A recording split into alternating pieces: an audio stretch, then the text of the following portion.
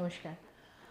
আজকে আমরা একটু আলোচনা করি যে সামান্য আমাদের আমরা সবাই জানি কুম্ভ মেলা এবছর 144 ইয়ার্স 140 বছর পরে যে কুম্ভ মেলার এতগুলো দিন ধরে আমরা পেয়েছি, আমরা অনেক কিছু কুম্ভতে দেখতে পেলাম। ঘরে বসে বসে আমাদের ইলেকট্রনিক ডিজিটাল মিডিয়ার জন্য আমরা অনেক কিছু জানতে পারছি, যা হয়তো ওখানে গিয়ে পরে বুঝতে পারা যায় না, কিন্তু ঘরে বসে আমরা অনেক কিছু উপলব্ধি করছি। কিন্তু যারা যেতে পারলেন না তাদের তো মনের মধ্যে কষ্ট হচ্ছে না? আবার যারা গিয়ে একমাত্র ছেলেকে হারিয়ে এসছেন তাদের জন্যও কষ্ট হচ্ছে ভীষণ। তাদের তো কষ্ট আমি বলতে পারবো না, আমার সে ভাষা জানাই নেই। আমি সেই কষ্টটা একটু তুলেই রাখছি ওপরে, কিন্তু যারা যেতে পারলেন না বলে আফসোস করছেন তাদের জন্য একটু বলছি ছোট করে। তো আমরা তো মোবাইলে সব দেখতেই পাচ্ছি, কিন্তু এর থেকেও ইম্পর্ট্যান্ট হচ্ছে এই যে আমাদের ত্রিবেণী সঙ্গম, আমাদের নিজেদের শরীরের মধ্যে দেখুন ইরা পিঙ্গলা সুষুম্না। আপনি যদি শ্বাস এবং প্রশ্বাস, এই যে হঠযোগ, আজকে এটা যে সবচেয়ে ইম্পর্টেন্ট আমাদের শ্বাসবিধিকে কেন্দ্র করে আমি আমার ঘরে যদি আমি আমার যে ঘরের যে মন্দির, যে পুজোর ক্ষেত্র, সেখানে যদি আমি আমার উপলব্ধি, আমার অনুভূতি না আসে, আমি হাজারো হরিদ্বারে গিয়ে বসে থাকলেও আমার কিছু পাওয়া যাবে না, আমি কিছু পেতে পারবো না। আমি কৈলাসে গিয়ে আমি 10 বছরে 10 বার গেলেও পারবো না। সুতরাং এটাই শেষ কথা। সুতরাং যারা যাচ্ছেন, সুপারফিশিয়ালি যান, নিশ্চয়ই যাবেন। এখানে আমি বারণ করার জন্য কেউ নই। যারা যেতে পারলেন না তাদের কোনো দুঃখ নেই, কিন্তু আপনারা ঘরে বসে এই উপলব্ধিকে নিজের মধ্যে অন্তরস্থ করুন। আমাদের নিজেদের মধ্যেই রয়েছে ইরা পিঙ্গলা সুষুম্না, এই তিনটে নারীর যখন একত্র সংযোগস্থল, আমাদের আগা চক্রকে আমরা যদি স্ট্রং করতে পারি, আমাদের ধ্যানের মাধ্যমে এটা করতে পারি, তবে আমরা সব কিছুকে প্রাপ্তি করতে পারি। আমরা ঘরে বসে সব কিছুকে করতে পারি, সব কিছুকে উপলব্ধি করতে পারি। প্রতি মুহূর্তে আমাদের মধ্যে সেই সেন্স কাজ করে। আপনি সেই সেন্সকে নিজের ভেতরে আনতে হবে। কীভাবে আনবেন? একমাত্র শ্বাসের জ্ঞান, অর্থাৎ এই যে স্বরবিজ্ঞান, অথবা এই যে আমাদের হঠযোগ, শ্বাস প্রশ্বাস, ইরা পিঙ্গলা, আমাদের যে শ্বাসনালী, আমাদের যে লেফট সাইড ইরা এবং রাইট সাইড পিঙ্গলা, আমাদের ইন্টারনাল সিস্টেম হচ্ছে মধ্যপন্থা, অর্থাৎ সুষুম্না নারীর পথে। কখন আপনি চলতে পারেন সুষুম্না পথে, অর্থাৎ মিডল পথে আপনি কীভাবে চলবেন? মায়ের যারা সাধনা করেন, মা সরস্বতীকে যারা সাধনা করেন, তারা তো জানেন যে আমি যদি আমি না তো ভোগী হব, না তো আমি খুবই ত্যাগী হয়ে যাব। আমরা মধ্যপন্থা অবলম্বন করে চলতে হবে, অর্থাৎ সুষুম্না নারীর পথে আমাদের চলতে হবে। অর্থাৎ ইরা নারী মানে হচ্ছে মহাকালী শক্তি, আর পিঙ্গলা নারী হচ্ছে আমাদের মা সরস্বতী, আর মধ্যপন্থা হচ্ছে সুষুম্না নারী, মানে হচ্ছে আমাদের এখানে লক্ষ্মী বিষ্ণু, অর্থাৎ আমাদের যখন নাভি চক্রকে আমরা প্রেয়ার করি, লক্ষ্মী বিষ্ণু, অর্থাৎ আমাদের সুষুম্না নারী পথে।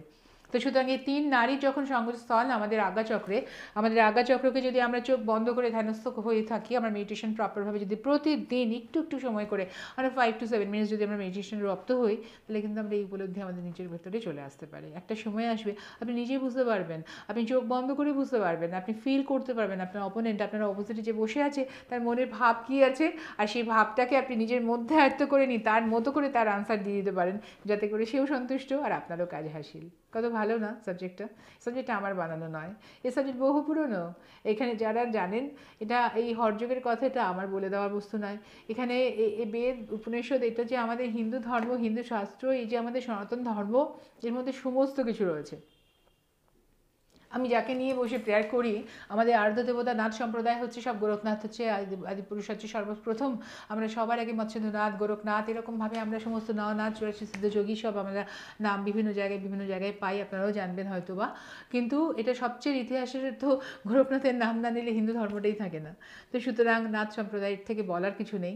তো সুতরাং আজকের দিনে এখানে বসে আমরা যারা বাড়িতে বসে আছি, কুম্ভ মেলায় যেতে পারলাম না, কুম্ভ ঘরার যারা আমরা প্রসাদ অমৃত প্রাপ্তি হতে পারলো না, আর যারা আমরা ভাবলাম যে স্নান করতে পারলাম না, আমরা মহাস্নানে শাহী স্নানে অংশগ্রহণ করতে পারলাম না বলে আমাদের ভীষণ দুঃখ, আমাদের নিজের কেউ নেই বা আমরা শারীরিক অসুস্থতায় ভুগছি বলে যেতে পারছি না, ঘরে বসে প্রেয়ার করুন। একদম ভিজুয়ালাইজ করুন, প্রতিদিন ভিজুয়ালাইজ করুন। প্রতিদিন সকালে উঠে ব্রহ্মমুহূর্তে 26 তারিখ পর্যন্ত আছে, 26 ফেব্রুয়ারি পর্যন্ত, প্রতিদিন ব্রহ্মমুহূর্তে উঠে প্রেয়ার করুন। একদম ভিজুয়ালাইজ করে ধ্যান করুন। তারপরে আমাদের রাম রাম মালা করতেই পারেন, কোনো অসুবিধা নেই। আপনার যদি ইষ্ট দেবতা যিনি হচ্ছেন তার নাম 108 বার করে নিন। আপনি ভগবান শ্রীকৃষ্ণকে স্মরণ করুন, আপনি হনুমানজি বজরংবলী কৃষ্ণের স্মরণ করুন, কোনো অসুবিধা নেই। আপনি করতেই পারেন, যে আপনার আরাধ্য দেবতা আপনি তাকে স্মরণ করুন, করে তার জন্য প্রেয়ার করুন, 108 বার মালা করুন। দেখবেন আপনি নিজে ফিল করবেন সেই দিনটা আপনার কত ভালো গেছে। তো সুতরাং এই সাংঘাতিক মুহূর্তগুলোকে, ভীষণভাবে মূল্যবান মুহূর্তগুলোকে প্রত্যেকে কাজে লাগান, এটা আমার একান্ত অনুরোধ আপনাদের প্রত্যেকের প্রতি। কিন্তু না যেতে পারলেন বলে দুঃখ না নেওয়া, এটা নিয়ে কোনো রকমের আফসোস না নেওয়া। একদম ভগবান আপনাকে যে অবস্থা রেখেছে সেটাতেই হ্যাপি থাকুন, অর্থাৎ আপনি খুশি সন্তুষ্ট থাকতে হবে। কেন কি আপনার চিত্ত আমাদের এখানে আত্মা, অর্থাৎ আমাদের হার্ট চক্র, আমাদের বিশুদ্ধি চক্রের পরে আমাদের এখানে আগা চক্র, আমাদের 7 চক্র, আমাদের চক্র যেটা আছে ইম্পর্টেন্ট হচ্ছে আমাদের 7 চক্র, কোর্স ভেরি ইম্পর্টেন্ট। মূলাধার, স্বাধিষ্ঠান, নাভিচক্র, দেন হচ্ছে এখানে আমাদের হার্ট চক্র, বিশুদ্ধি চক্র, ফিল্ট্রেশনের কাজ করে, বিশুদ্ধি, বিশুদ্ধ, বি পিওর। এখানে আমরা ভগবান শ্রীকৃষ্ণের নাম স্মরণ করি। আর আমাদের আগাচক্র, আমাদের এই আগাচক্র হচ্ছে আমাদের সব কিছুকে অহংকার থেকে মুক্ত যদি হতে পারেন জীবনে, আপনার কোনো সমস্যাই নেই। আমাদের ক্রোধে বুদ্ধি না আসায়, তো ক্রোধ যদি না থাকলো জীবনে, শরীরে, মনে, তাহলে আপনার কোনো সমস্যাই নেই। আমাদের সমস্যা তো কোথা থেকে শুরু হয়? শুরু তো ওখান থেকেই হয়, অহংকার থেকে। আমার আছে কিংবা ওর আছে, আমার নেই, আর ওর কেন আছে আমার কেন নেই, সেখান থেকে। সুতরাং সেখান থেকে জায়গাটা, ক্রোধের থেকে, জীবন থেকে যদি মুক্ত করে দেওয়া যায়, তাহলে আপনার আর অ্যাসিডিটি হবে না, বডি টক্সিনই হবে না। বডি যদি টক্সিকই না হচ্ছে, তাহলে আপনার অ্যান্টাসিড হওয়ার দরকার নেই।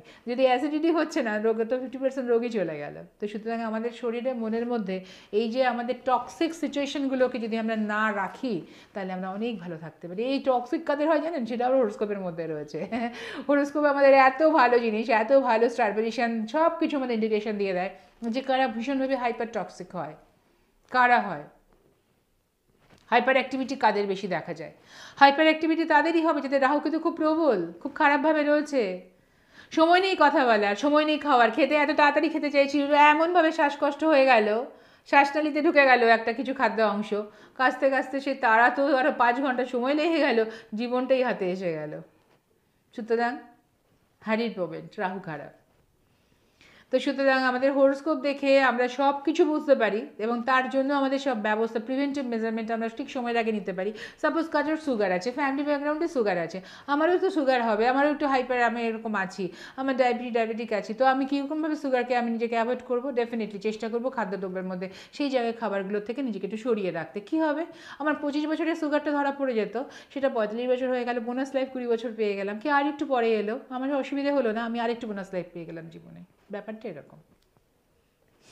সুতরাং হরোস্কোপ থেকে আমি যেন রোগের বিধান বলে দিতে পারি, ক্যারেক্টারের সমস্ত কিছু বলতে পারি, তার পড়াশোনা কতটুকু হবে বলতে পারি, রোজগার কতটুকু হবে বলতে পারি, এবং আয় রোজগার ভালো না হলে তো জীবনে কোনো মূল্যই নেই। অর্থাৎ অর্থ উপার্জন করতে না পারলে জীবনের কোনো অর্থ নেই, তাই না?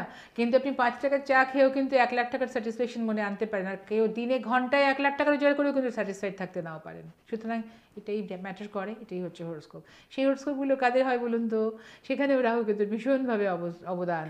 রাহু কেতু যদি লগ্নে, রাহু সপ্তমে কেতু থাকে না, এদের আরও চাই, আরও চাই, আরও চাই, আরও চাইতে আর তাদের শেষ হয় না।